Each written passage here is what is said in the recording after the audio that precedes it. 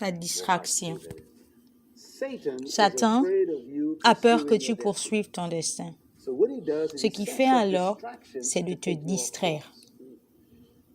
Dans le livre d'Éphésiens, chapitre 1, un des versets les plus puissants dans la Bible, il est dit que Dieu nous a choisis avant la fondation du monde.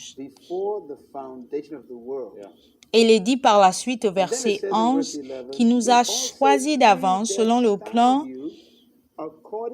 qu'il a pour nous et qui fait concourir toutes choses pour notre bien-être.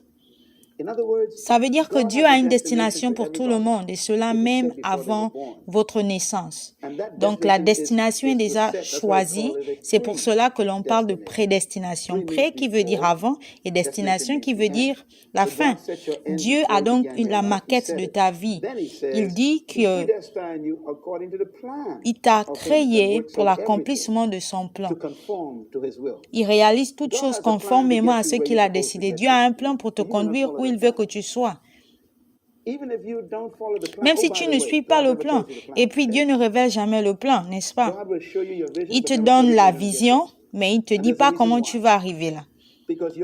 Parce que la vision est un aperçu de ton futur. Entre l'instant présent et ton futur, c'est ce qu'on appelle le plan. C'est le moyen par lequel Dieu te conduit à ta destination. C'est le cas de Joseph, à qui Dieu a montré le trône, leader, et qui nourrissait ses frères, c'est son futur. Tout le monde a un plan, mais Dieu ne te dit pas comment tu vas arriver, parce que si Dieu te montre, tu vas dire que oublie. Parce que le plan est de te préparer pour la destination. Donc tout ce que tu traverses, c'est pour que tu te prépares à ta destination.